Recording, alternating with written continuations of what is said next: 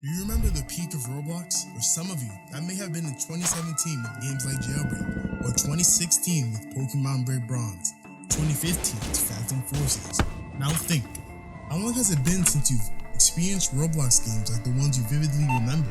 When's the last time you truly felt that feeling of experiencing a game for the first time? A feeling that you may not remember. Something's not right. I mean, you've played these games before. You've experienced them. You've enjoyed them, and yet, with every passing year, for some reason, it just doesn't feel like the same. You enjoy games from almost a decade ago, but not games made today. Even games with way bigger budgets and way more quality don't have the same replayability that games like Pokemon Break Bronze had, even though it was a fairly short game. I want you to go ahead and think about your top 5 Roblox games of all time, and keep it in your head.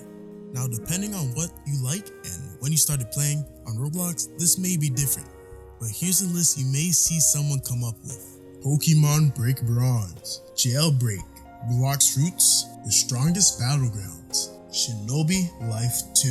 Now think to yourself, what do all of these games have in common? Every single one of these games have faced some sort of controversy surrounding them. Pokemon Break Bronze had one of the most controversial DMCA takedowns ever, considering some people believe that it surpassed the likes of actual Nintendo Pokemon games. Roblox Roots is Roblox Roots, we all know it, and the list goes on.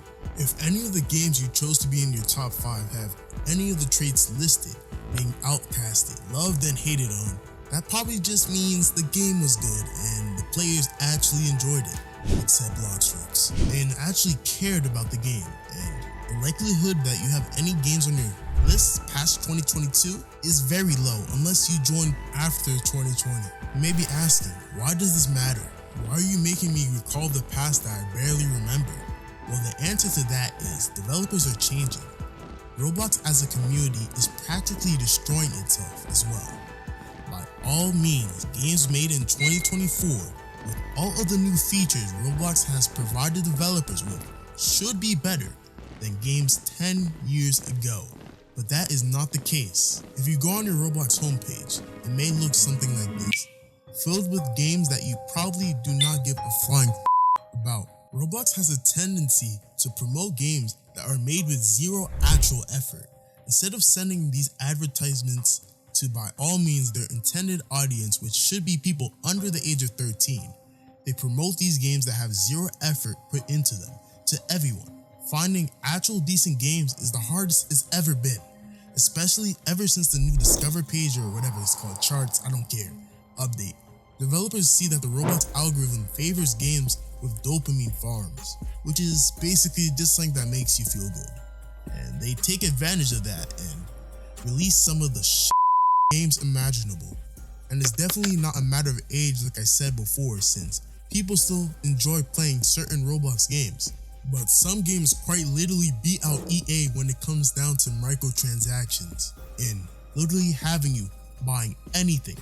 These games fill the majority of players' homepages, probably including yours. Go ahead and check. Roblox promotes these games to every single player no matter their age, and the platform is mainly dominated by Generation Alpha nowadays. Do you see the issue now? For the most part, we are only being promoted games that Generation Alpha finds fun. We try those games, play them a bit, and hop on and hop off. And then we're getting promoted more and more games like that. If you're not actively searching for certain games, you're not gonna find anything you'd actually enjoy anymore. Since we're being served the same trash over and over again. Because, to be honest, you don't have time to be scrolling 10 minutes for a game. So you rely on the recommendations that include games you do not enjoy. Oh my gosh, this game has 10,000 players, it must be really good. And then it turns out to be some of the worst stuff you've ever seen.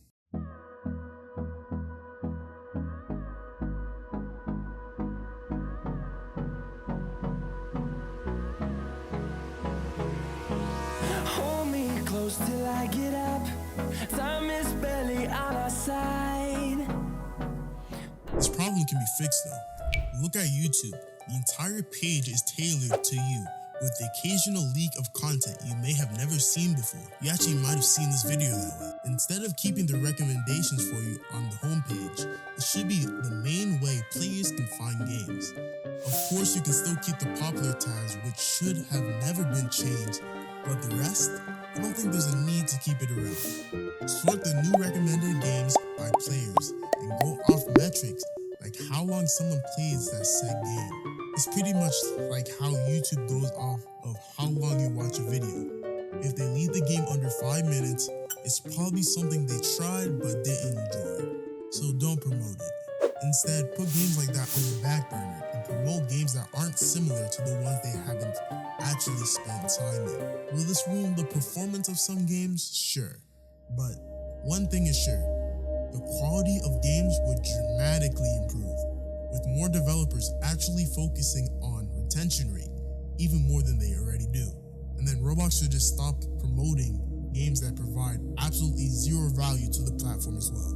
This is what I would do to fix it. Developers aren't going to change, since for the most part, they're in it for the money. But forcing them to adapt would make games become better overall, and promoting and pushing games that actually have effort into them would inspire actual developers, not some cash money hungry frauds, to make games on the platform.